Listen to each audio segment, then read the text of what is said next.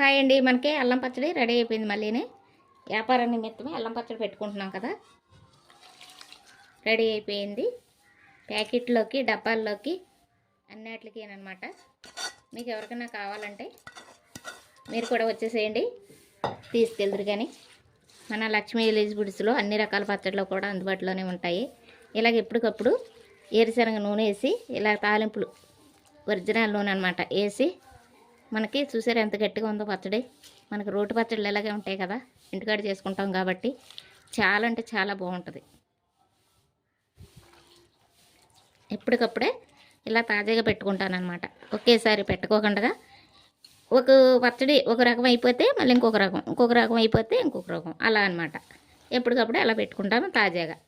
నచ్చిందండి పచ్చడి? మీకు నచ్చితే లైక్ వేసుకోండి. మీరు కూడా మనకి వ్యాపారంలోకి అనమాట ఈ పచ్చడి.